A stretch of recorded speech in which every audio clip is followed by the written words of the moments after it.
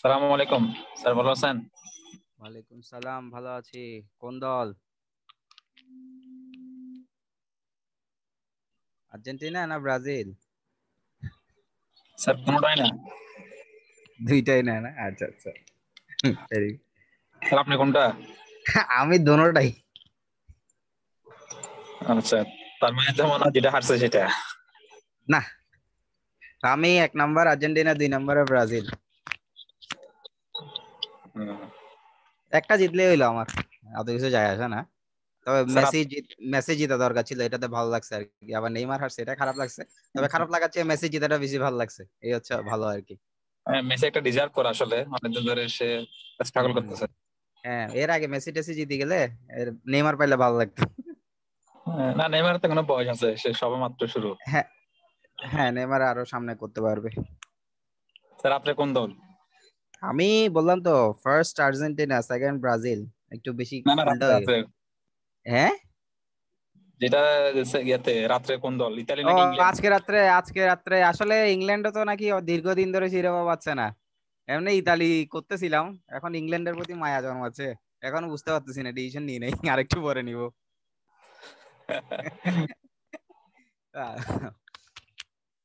আমার আসলে মূল দল হচ্ছে বার্সেলোনা। বার্সেলোনা? হ্যাঁ।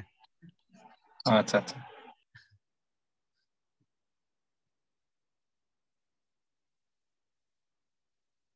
হুম।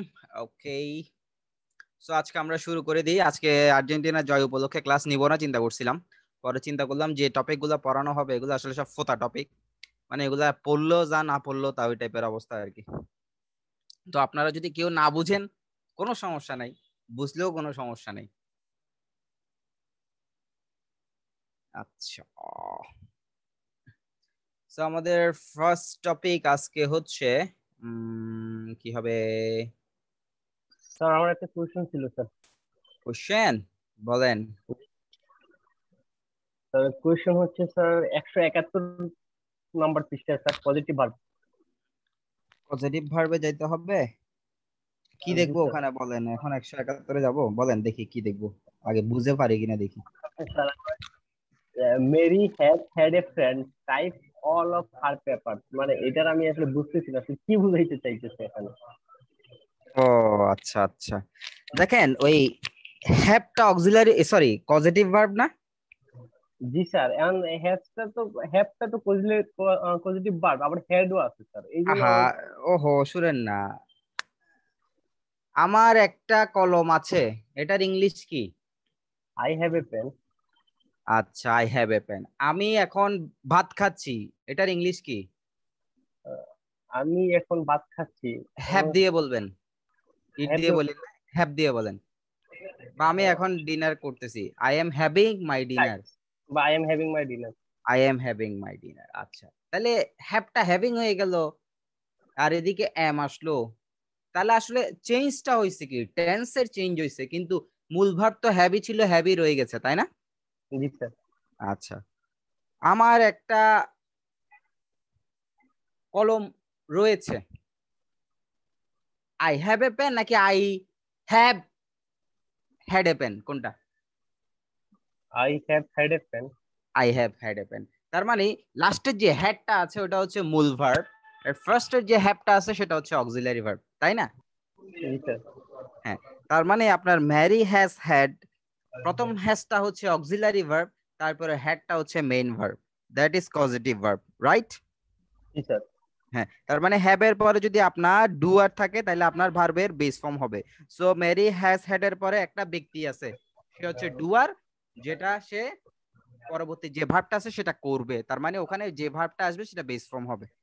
ওকে, জি স্যার। বুঝতে পারছেন নাকি এখনো ঝামেলা আছে? স্যার এটা বুঝতে পারছি, মানে এটা মানে সাবলীল বাংলা করলে এটা কি হয়? A এটা different type of আহ, আচ্ছা, আমি যদি বলতাম মেরি হ্যাজ এ ফ্রেন্ড অথবা মেরি হ্যাড এ ফ্রেন্ড, এটার বাংলাটা কি হবে? Mary had a friend. মেরির একটা বন্ধু আছে আর কি। আর হ্যাজ হ্যাড মানে কি, রয়েছে, প্রেজেন্ট পারফেক্ট আর পাস্ট ইনডিফিনিট, জাস্ট বাংলা অর্থটা একটু চেঞ্জ হচ্ছে, গ্রামাটিক্যাল ঠিক আছে। বুঝাইতে পারছি? জি স্যার। আই প্লেড আর আই হ্যাভ প্লেড যে পার্থক্য, এটাও সেম পার্থক্য।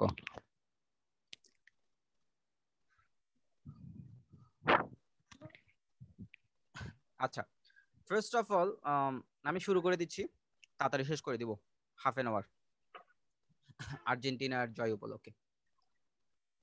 স্টাইল ইন রিটেন ইংলিশ এই টপিকের আন্ডারে মানে আমরা লেখার সময় কি ধরনের স্টাইল ফলো করব। ফার্স্ট ওয়ান দিয়েছে হচ্ছে সিকোয়েন্স অফ টেন্স। তো এখানে অনেকগুলো রুল দিছে, এরপরও অনেকগুলো রুল আছে। এত রুল আপনাদের মনে রাখার দরকার নেই, মাথায় রাখারও দরকার নেই। তিনটা কথা বলবো, এই তিনটা কথা মাথায় রাখবেন। প্রথম কথা, এখানে দুইটা ভাগে ভাগ করা হয়েছে, একটা হচ্ছে মেইন ক্লজ আর একটা হচ্ছে ডিপেন্ডেন্ট ক্লজ বা সাবঅর্ডিনেট ক্লজ। একটা হচ্ছে ইন্ডিপেন্ডেন্ট ক্লজ আর একটা হচ্ছে ডিপেন্ডেন্ট ক্লজ। আচ্ছা, ইন্ডিপেন্ডেন্ট ক্লজ, আমি আবার বলছি, ইন্ডিপেন্ডেন্ট ক্লজ বা মেইন ক্লজ এটা যদি প্রেজেন্ট টেন্সে হয়, সুন্দর করে শুনবেন কথাটা, ইন্ডিপেন্ডেন্ট ক্লজ বা মেইন ক্লজ যদি প্রেজেন্ট টেন্সে হয়, সাবঅর্ডিনেট ক্লজ যে কোনো টেন্সের হতে পারবে, আপনার ইচ্ছা, কোনো সমস্যা নেই। এখানে যা আছে এগুলো ভুলে যান। মেইন ক্লজটা যদি প্রেজেন্ট টেন্সে হয়, ডিপেন্ডেন্ট ক্লজ যে কোনো টেন্সে আপনি লিখতে পারবেন, আপনার ইচ্ছা, কোনো সমস্যা নেই। বুঝা গেছে আমার কথা? জি স্যার।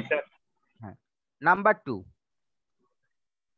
মেইন ক্লজটা যদি পাস্ট টেন্সের হয়, এখানে কি লিখছে ভুলে যান, ডিপেন্ডেন্ট ক্লজকে অবশ্যই আপনার পাস্ট টেন্সে ব্যবহার করতে হবে।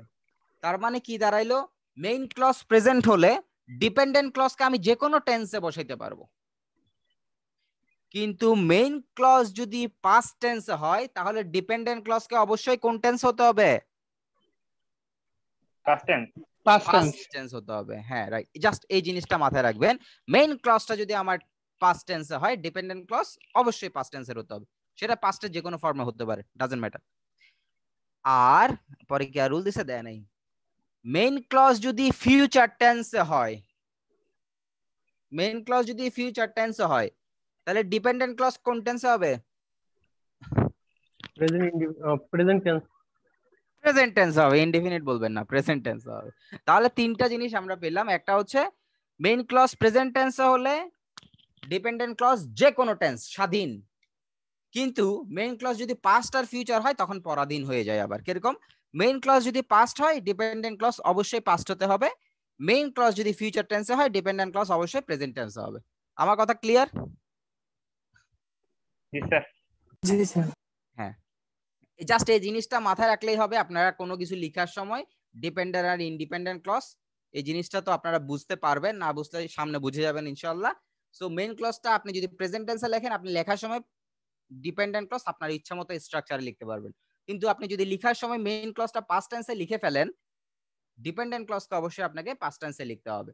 ইভেন কি মেইন ক্লজটাকে আপনি লেখার সময় যদি ফিউচার টেন্সে লিখেন, ডিপেন্ডেন্ট ক্লজটাকে প্রেজেন্ট টেন্সে লিখতে হবে।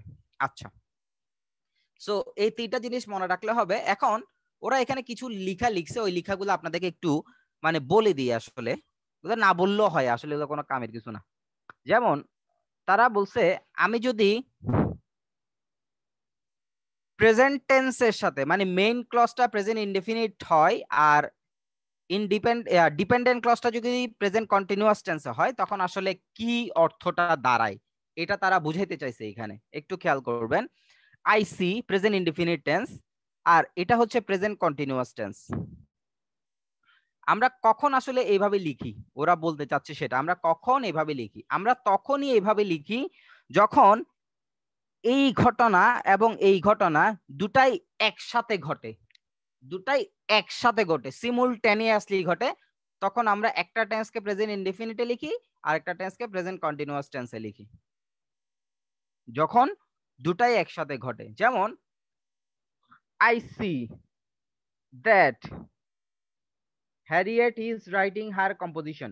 আই সি দ্যাট মানে আমি দেখছি যে হ্যারিয়েট কি করছে, তার চিঠিটা কম্পোজিশনটা লিখছে। তার মানে সে যে লিখছে, সে যখন লিখছে তখনই আমি দেখছি। তার মানে আমার দেখা এবং তার লেখা দুটোই কি একসাথে হচ্ছে না হচ্ছে না? একসাথে। একসাথে হচ্ছে। ওকে, ভেরি গুড।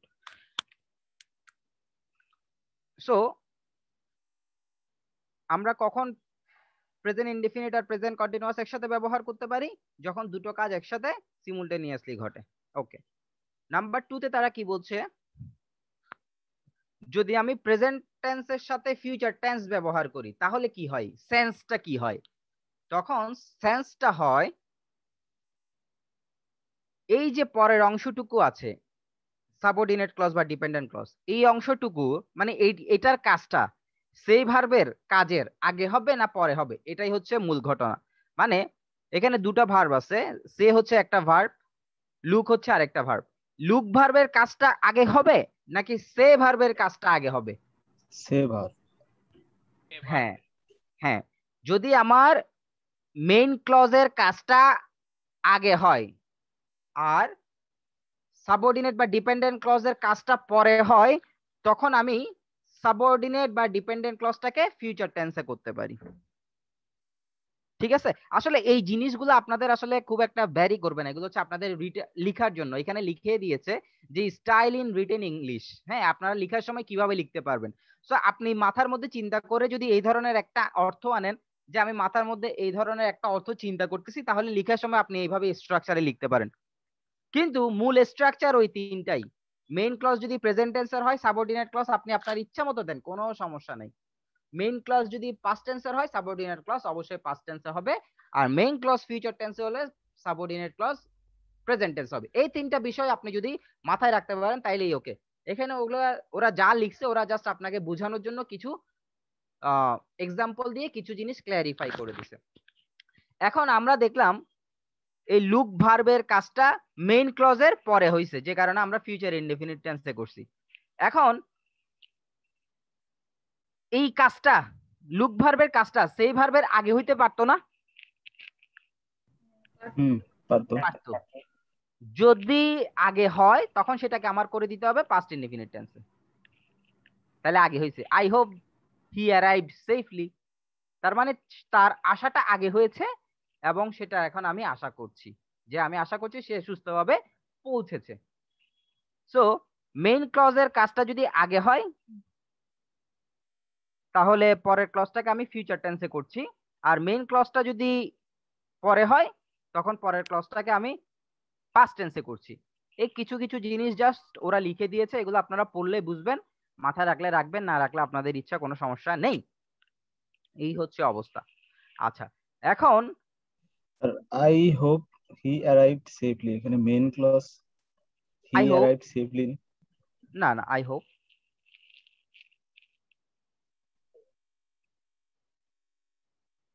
এটা তো অসম্পূর্ণ থেকে যায়, আই হোপ।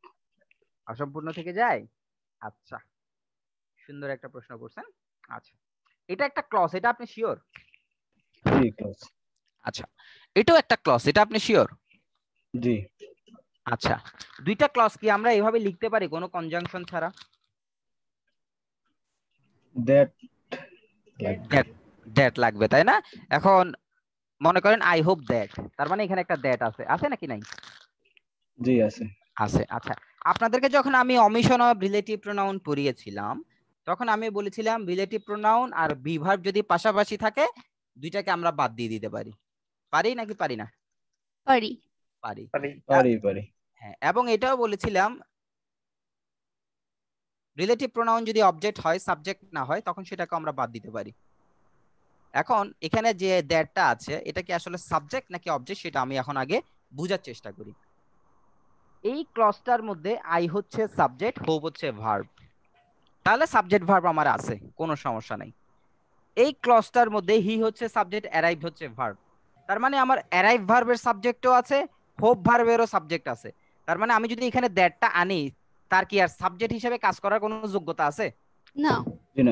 নাই। তার মানে দ্যাট সাবজেক্ট না, যেহেতু সাবজেক্ট না তাহলে আমি কি দ্যাটটাকে বাদ দিতে পারি নাকি পারি না? পারি। তো দ্যাট যদি সাবজেক্ট হতো তাহলে তাকে আমি বাদ দিতে পারতাম না। Okay fine. এখন যিনি প্রশ্নটা করেছেন উনি এতটুকু কথা বুঝছেন কিনা সেটা বলেন আগে। জি স্যার, আন্ডারস্ট্যান্ড। Very good. এখন আই হোপ এর পরে একটা দ্যাট আছে, হি অ্যারাইভড সেফলির আগে একটা দ্যাট আছে। এখন আপনি আমাকে বলেন কোনটা মেইন ক্লজ কোনটা ডিপেন্ডেন্ট ক্লজ? দ্যাট যুক্তটা সাবঅর্ডিনেট ক্লজ। Very good. এই জিনিসটা যদি আপনি বুঝে থাকেন তাহলে আপনার আনসার আপনি আশা করি পেয়ে গেছেন। স্যার ধন্যবাদ স্যার। ওয়েলকাম। স্যার আমার একটা কোশ্চেন ছিল। বলেন না। স্যার অতীতকালে যখন স্যার দুইটা ঘটনা ঘটবে, তো স্যার যে ঘটনাটা আগে ঘটে, হ্যাঁ, স্যার অতীতকালের ক্ষেত্রে সেটা স্যার কোন টেন্সে আমরা ইউজ করব? Past perfect. যেটা আগে ঘটবে, আর যেটা হ্যাঁ, স্যার পরে ঘটবে সেটা পাস্ট ইনডিফিনিট। রাইট। জি স্যার। আচ্ছা, এবার আসেন, যদি আমার মেইন ক্লজটা পাস্ট ইনডিফিনিট টেন্সে হয়, হ্যাঁ পাস্ট ইনডিফিনিট টেন্সে হয়, এবং এরপরও যদি আমার একটা পাস্ট ইনডিফিনিট টেন্স বা পাস্ট কন্টিনিউয়াস টেন্স থাকে, দ্যাট মিন্স আমার যদি সেন্টেন্সে মেইন ক্লজ পাস্ট ইনডিফিনিট এবং সাবঅর্ডিনেট বা ডিপেন্ডেন্ট ক্লজ পাস্ট ইনডিফিনিট বা কন্টিনিউয়াস টেন্স হয়, এর মানেও হচ্ছে দুইটা কাজ অতীতকালে সিমুলটেনিয়াসলি চলতেছিল। সো দুইটা কাজ অতীতকালে সিমুলটেনিয়াসলি চলতেছিল, এটা বোঝাতে চাইলে আমরা দুটো পাস্ট ইনডিফিনিটে করতে পারি বা একটা পাস্ট ইনডিফিনিট একটা পাস্ট কন্টিনিউয়াসে করতে পারি। এখানে এই লেখাটা লিখেছে, আপনারা একটু গো থ্রু করবেন আমি বলার পরে, এমসিকিউর জন্য এগুলো লাগবে না। নাম্বার 2 যেটা বলছে সেটা হচ্ছে এটাও অতীতকালের কাজ, এটাও অতীতকালের কাজ।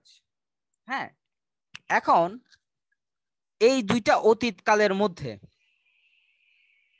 এই দুইটা অতীতকালের মধ্যে কোন কাজটা আগে হয়েছে? এখানে একটু সেন্টেন্সটা পড়ে বলেন তো দেখি। He said that he would look for a job next week. Said এর কাজটা আগে হইছে।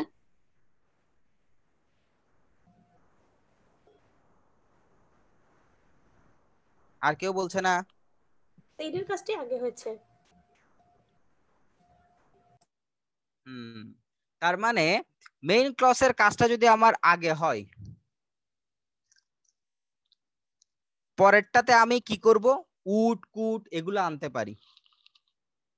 যদি পাস্ট আমার মেইন ক্লজটা পাস্ট ইনডিফিনিট টেন্স হয় এবং সেই কাজটা ডিপেন্ডেন্ট ক্লজের আগে হয়, সেক্ষেত্রে আমি উড কুড এগুলাও আনতে পারি। এবং বেসিক্যালি এটা আমরা ইফ যুক্ত কন্ডিশনাল যেটা, এটা তো আমরা বিষয়টা দেখেছি। এগুলো জাস্ট আপনারা একটু পরে পরে রিলেট করতে হবে, এখানে আসলে ওই ধরনের বোঝানোর কিছু নাই এই জায়গায়, ঠিক আছে? এগুলো আপনারা একটু পড়তে হবে, আর পড়বেন, একটু রিলেট করবেন। আর পরে যদি কারো কোনো সমস্যা থাকে নেক্সট ক্লাসে আমি আসি, আমাকে বলবেন যে এখানে আমার বুঝতে কষ্ট হয়েছে। এগুলো ধরে ধরে বোঝানোর কিছু নাই। আচ্ছা, এখন এই ক্লজটা যদি, এই কাজটা যদি পরে হয়, আগে হয়, ডিপেন্ডেন্ট ক্লজের কাজটা যদি আগে হয়, তখন সেটাকে আমরা পাস্ট পারফেক্ট টেন্সে করে দিব। দ্যাট মিন্স এই ডিপেন্ডেন্ট ক্লজের কাজটা মেইন ক্লজের আগে সংগঠিত হয়েছে। এগুলো নর্মাল কথাবার্তা।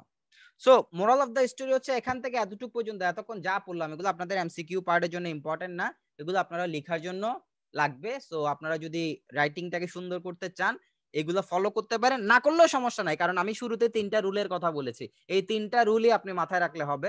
প্রথম রুল, এই আপনারা বলেন রুল 3টা কি কি? মেইন ক্লজটা যদি প্রেজেন্ট টেন্সে থাকে তাহলে পরেরটা যে কোনো টেন্সে লিখতে পারবো, আবার মেইন ক্লজটা যদি পাস্ট টেন্স থাকে তাহলে পরেরটা পাস্ট টেন্সে লিখতে হবে, আবার মেইন ক্লজটা যদি ফিউচার টেন্সে থাকে তাহলে পরেরটা আমার প্রেজেন্ট টেন্সে লিখতে হবে। ভেরি গুড, খুব সুন্দর বলেছেন। তার মধ্যে একটু ভুল আছে, পরেরটা বলবেন না, ডিপেন্ডেন্ট ক্লজ বলবেন, ঠিক আছে? জি স্যার, ওকে, থ্যাংক ইউ। আচ্ছা, সো এটা ছিল আমার সিকোয়েন্স অফ টেন্স নিয়ে। আচ্ছা, এই সে এবং টেল এটা নিয়ে আমাদের অনেকের প্রবলেম আছে। এটা আমি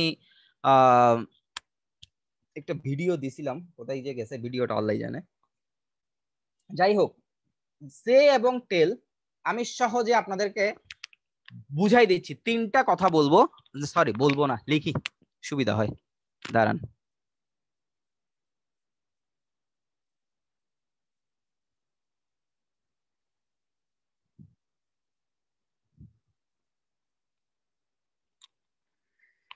আল্লাহু আকবার।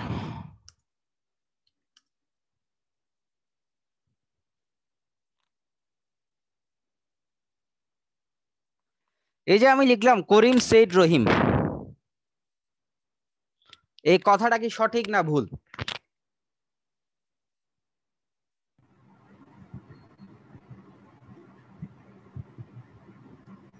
সঠিক স্যার। সঠিক।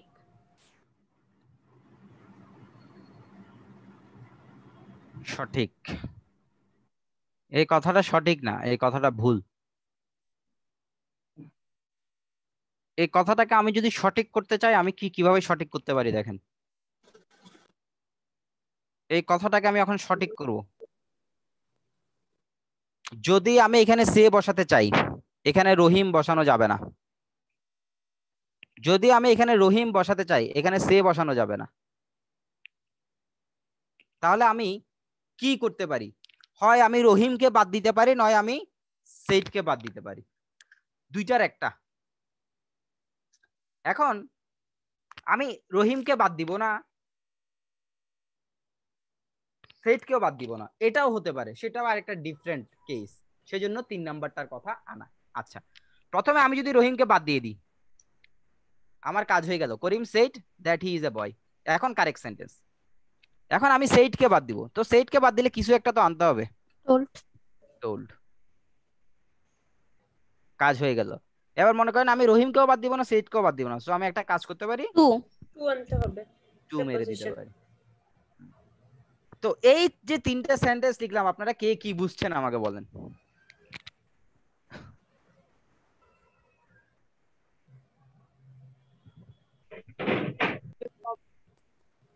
না থাকে সেক্ষেত্রে সেইড ব্যবহার করা যাবে, আর অবজেক্ট থাকলে টোল্ড আনতে হবে। আর যদি অবজেক্ট থাকবে সেইডও ইউজ করবো, তাহলে টু দিয়ে দিলেই হচ্ছে।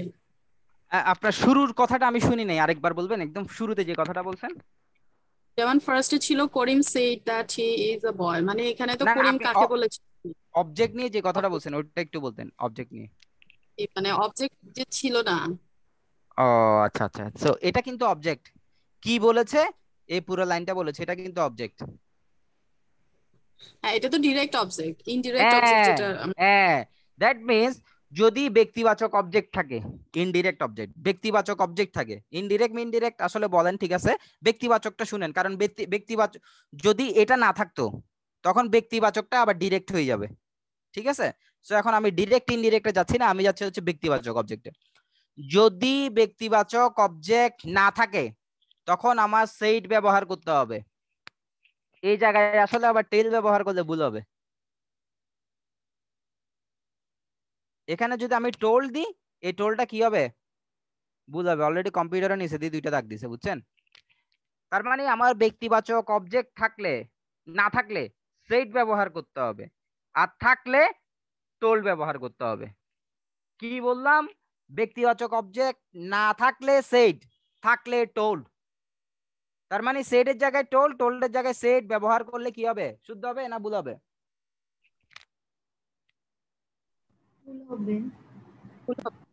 আমার কথা কি বুঝতে পারছেন? এই 2টা সেন্টেন্স স্যার আরেকবার বলবেন? আপনার কথা শোনা যায় না স্যার। ও, আমার কথা শোনা যায় নাই? আচ্ছা ঠিক আছে, আমি বলছি আবার শুনেন। যদি ব্যক্তিবাচক অবজেক্ট না থাকে, তাহলে সেইড বসাবো, আর ব্যক্তিবাচক অবজেক্ট থাকলে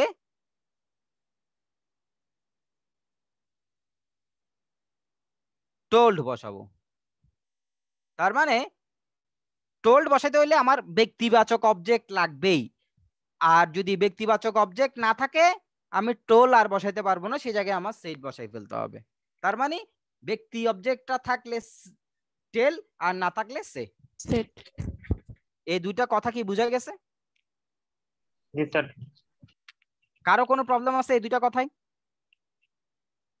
কারো কোনো প্রবলেম কোনো ধরনের? না স্যার। আচ্ছা, এখন এই ব্যক্তিবাচক অবজেক্ট থাকলে আপনি টেলটা না লিখে সেট টুও লিখতে পারেন, টেলটা না লিখে সেট টুও লিখতে পারেন। তার মানে ব্যক্তিবাচক অবজেক্ট থাকলে আমরা 2 ভাবে লিখতে পারি, টেল এবং সেট টু, আর যদি না থাকে শুধু সেট। আবার বলছি, ব্যক্তিবাচক অবজেক্ট থাকলে আমরা 2 ভাবে লিখতে পারি, টেল এবং সেট টু, আর না থাকলে সে। তাহলে এই 3টা সেন্টেন্স বুঝা গেছে? জি ভাইয়া। জি স্যার। ওকে, এখন এই 2টা সেন্টেন্সের মধ্যে আমরা কোনটাকে প্রেফার করব বলেন তো?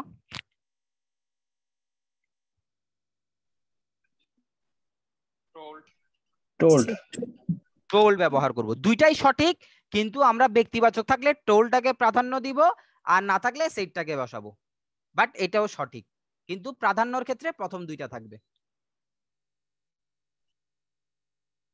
কথা ক্লিয়ার না ভেজাল আছে? হ্যাঁ স্যার, ক্লিয়ার। ক্লিয়ার। ওকে, ভেরি গুড। এরপরে কিছু কিছু শব্দের আগে অলওয়েজ আপনাকে টেল বসাতে হবে, সে বসাইলে ভুল হবে। সেই শব্দ কোনগুলা? এগুলা। আমরা কখনো বলি না সে এ লাই, আমরা বলি tell a lie. To tell a lie is a great sin, to say a lie is a great sin, কখনো কেউ দেখবেন নাই। আমরা বলি tell the truth, say the truth বললে ভুল হবে। আমরা বলি told a story, said a story বললে ভুল হবে। তার মানে এই যে এখানে 6টা শব্দ আছে, এই 6টা শব্দের সাথে আমাকে অলওয়েজ টেল ব্যবহার করতে হবে। আমি যদি এগুলোর সাথে সে ব্যবহার করি তাহলে আমার কথাটা কি হয়ে যাবে? শুদ্ধ হবে না ভুল হবে? ভুল হবে। ভুল স্যার হবে। লাস্টেরটা দ্বারা কি বোঝাচ্ছে? টাইম, লাস্টের ওয়ার্ডটা দিলাম। হ্যাঁ, টোল দ্য টাইম। হ্যাঁ, কাউকে সময় জিজ্ঞেস করলে টেল মি দ্য টাইম ওইটা বলতে হবে আর কি, সে দ্য টাইম ওইটা ভুল, এটা বুঝাইছে এটা দিয়ে। জি।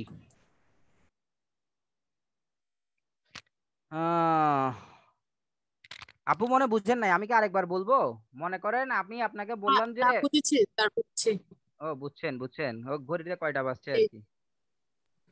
আচ্ছা, তাহলে এটা ছিল সে আর টেলের কাজ কারবার। স্যার আপনি আর্জেন্টিনার সাপোর্টার? আমি আর্জেন্টিনার সাপোর্টার, ব্রাজিলেরও সাপোর্টার। আচ্ছা, এরপরেরটা হচ্ছে অ্যান্টিসিডেন্ট অফ প্রোনাউন। আচ্ছা, এই যে আমি দুইটা জিনিস পড়াইলাম পুরোই ফাঁকিবাজি করে পড়াই দিলাম, তাই না? স্যার বুঝতে পারছি তো। মেন কথা বুঝতে পারছি। তাহলে ঠিক আছে, আলহামদুলিল্লাহ। মানে আমাদের একটু পড়তে হবে তারপরে। হ্যাঁ, সে আর স্যার টেলে একটা আর কোশ্চেন ছিল পরে কিছু পাবেন না। হ্যাঁ বলেন sir. Rahim said to Karim he is a boy. আর এখানে একটু আগে স্টাইল ইন রিটেন ইংলিশে বলা হলো মেইন ক্লজ যদি পাস্টে থাকে তাহলে ডিপেন্ডেন্ট ক্লজটা পাস্টে হতে হবে। কিন্তু এখানে দেখেন ইনভার্টেড কমা আছে, ইনভার্টেড কমার ক্ষেত্রে ওই নিয়মটা প্রযোজ্য নয়। ঠিক আছে ভাইয়া? জি স্যার। আরো অনেক জায়গায় ওই নিয়মটা প্রযোজ্য নয়। ইনশাআল্লাহ আপনাদেরকে ওইটা তাইসির ভাই পড়াবে, অ্যাডভান্স ইংলিশ গ্রামারে পড়াবে। 4টা রুল আছে। একটা হচ্ছে, আচ্ছা থাক,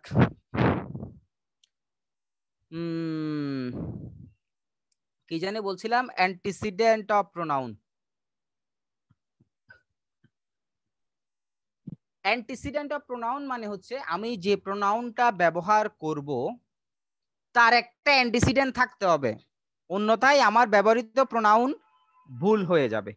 যেমন এই সেন্টেন্সটা একটু পড়ে দেখেন, Henry was denied admission to graduate school because they did not believe. আপনারা আমাকে শুধু বলবেন এখানে দে দ্বারা কাকে বোঝানো হচ্ছে।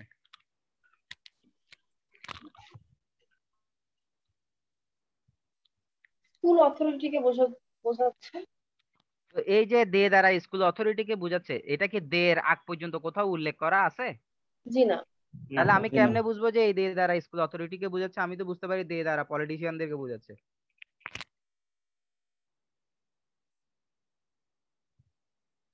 তাহলে এই যে আমার ব্যবহৃত প্রোনাউনটা তার সঠিক অ্যান্টিসিডেন্ট না থাকার কারণে আমার অর্থের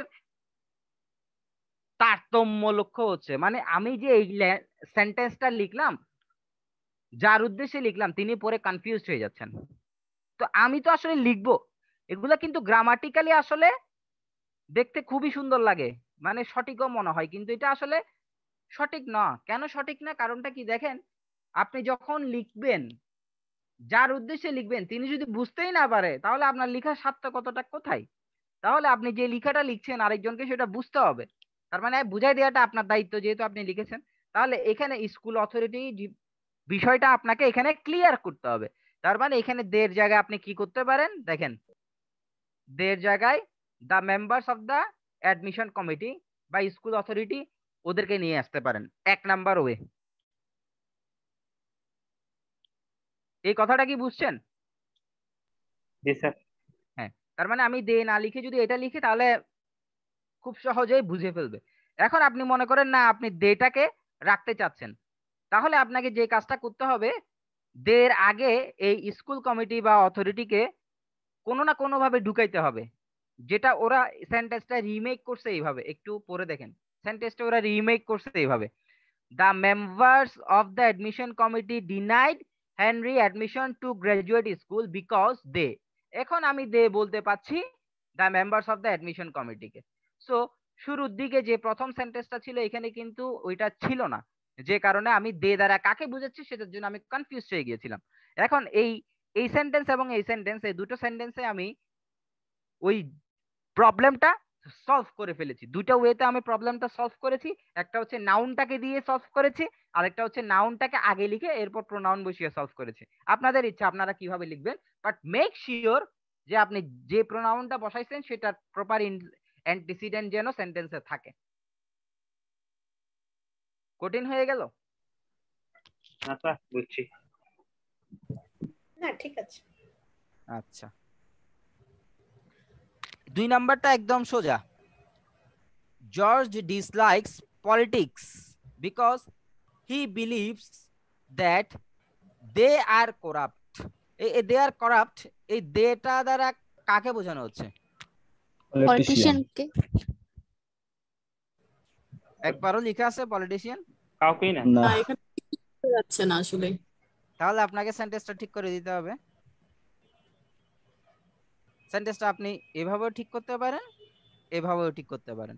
তার মানে আপনাদের কাজ হচ্ছে কি, এই জিনিসগুলো একটু পড়া, এই জিনিসগুলো আপনাদেরকে আমি ধরাই পড়ানোটা হচ্ছে বোকামি। আপনারা নিজেরা পড়বেন, বুঝতেছেন কিনা দেখবেন, না বুঝলে আমাকে জিজ্ঞেস করবেন বা তাইসির ভাইকে জিজ্ঞেস করবেন নেক্সট ক্লাসে। তো এখানে আরো অনেকগুলো এক্সাম্পল আছে, এই এক্সাম্পল গুলো পর্যন্ত অ্যান্টিসিডেন্ট অফ প্রোনাউন এগুলো সবগুলো আপনারা পড়বেন। তাহলে টেন্স, সিকোয়েন্স অফ টেন্সও এটা আপনারা পড়বেন। সেইটেল পড়লে পড়েন, না পড়লে না পড়েন, যেটা মেইন কথা সেইটেলের ক্ষেত্রে আমি বলে দিয়েছি। আর অ্যান্টিসিডেন্ট অফ প্রোনাউন এটা একটু এক্সাম্পল গুলো পড়বেন এবং তারা কি করেছে না করেছে সেটা বোঝার চেষ্টা করবেন, এগুলো খুবই ইম্পর্টেন্ট। আর এই যে পরীক্ষার হলে পোলাপাইনের মেইন সমস্যা হচ্ছে এই প্রোনাউন ওয়ানটাকে নিয়ে। আমার যদি সাবজেক্ট করিম হয়, করিমের পরিবর্তে আমি কি বসাই, হি নাকি সি? হি। আর যদি একটা মেয়ে থাকে তাহলে আমি বসাই সি। আর যদি দুইজন থাকে করিম এন্ড সালমা তখন আমি বসাই কি, দে। দে। কিন্তু আমার সাবজেক্ট যদি ওয়ান হয় তাহলে এটার পরিবর্তে আমি কি বসাবো? ওয়ান। হ্যাঁ, এটার পরিবর্তে আমি ওয়ানও বসাতে পারি, এটার পরিবর্তে আমি হিও বসাতে পারি, এটার পরিবর্তে আমি সিও বসাতে পারি। তবে আমরা মানে ইংলিশ গ্রামারে সি এর চেয়ে হিটাকে প্রেফার করে, মানে মেল গুলাকে একটু প্রেফার করে। আচ্ছা যাই হোক, আপনি তিনোটা দিতে পারেন, কোনো সমস্যা নাই। আপনি ওয়ানও দিতে পারেন, হিও দিতে পারেন, সিও দিতে পারেন। এখন আসেন আমরা কিছু এক্সাম্পল দেখি। If one takes this exam without studying, if one takes this exam without studying, এরপর আমি যে প্রোনাউনটা বসাইছি দেখেন, এখানে আমি ওয়ানও বসাতে পারি, হিও বসাতে পারি। Yes or no? ইয়েস। হ্যাঁ, তার মানে হচ্ছে কি, কেউ যদি এই এক্সামটা পড়ালেখা ছাড়া দেয় সে অবশ্যই ফেল করবে। এখানে এই ওয়ান বা হি দ্বারা এই ওয়ানটাকেই বোঝানো হচ্ছে। তার মানে এই ওয়ানের পরিবর্তে আমি ওয়ান বা হি দুটোকেই আনতে পারি। সিও আনতে পারতেন, কিন্তু সি এর চেয়ে আমরা হিটাকে প্রেফার করি, এটা আগেই বলেছি আমি। আচ্ছা, এই জায়গায় দেখেন, one should always do one's duty অথবা সরি ওয়ান্স হোমওয়ার্ক অথবা হিজ হোমওয়ার্ক। ঠিক আছে, one should always do once homework অথবা হিজ হোমওয়ার্ক। হিজটা কোত্থেকে আসছে? হি থেকে আসছে। আর ওয়ান্সটা কোত্থেকে আসছে? ওয়ান থেকে আসছে। প্রত্যেকেই তার নিজস্ব হোমওয়ার্ক করা উচিত। তাহলে যদি ওয়ান থাকে, ওয়ানের পরিবর্তে আমরা কাকে বসাবো? ওয়ান অথবা হি। ওকে। আর যদি ওয়ান, হ্যাঁ বলেন। হ্যাঁ, এই রুলটা কি সামহাউ সেটের সাথে কন্ট্রাডিক্ট? একটু সেটে ওয়ানের জায়গায় ওয়ান বসাতে বলছে না? হ্যাঁ ভাইয়া। বাট আপনি ওই একটা, আপনি যেহেতু সেটের বইয়ের কথা রেফারেন্স দিয়েছেন, আমি বলি ওই the anatomy of English structure, Zakir Hossain স্যারের বোধহয় না একটা বই আছে। জি ভাইয়া। জি ভাইয়া। ওই বইটাতেও এই ক্লিস্টোফেলের এটাই বহাল রাখছে। সো আমরা ধরতেই পারি যে কি এই জিনিসটা আসলে ইউজ করা যাবে এক্সাম হলে। তবে ওয়ান তো ওয়ানের পরিবর্তে ওয়ান হবে, এটা তো 100% নো ডাউট, নো ডাউট। তবে ওয়ান যদি অপশনে না থাকে এরপরে আমরা হিতে যাব, তাও যদি না থাকে তারপরে আমরা শীতে যাব, কথা হচ্ছে এটা। ঠিক আছে? ওকে ওয়ান হি দুইটাই কি অপশনে থাকতে পারে? হ্যাঁ, থাকতে পারলে আপনি ওয়ান দাগাবেন। মনে করেন প্রায়োরিটিটা ওয়ান থাকবে। অবশ্যই অবশ্যই। আচ্ছা,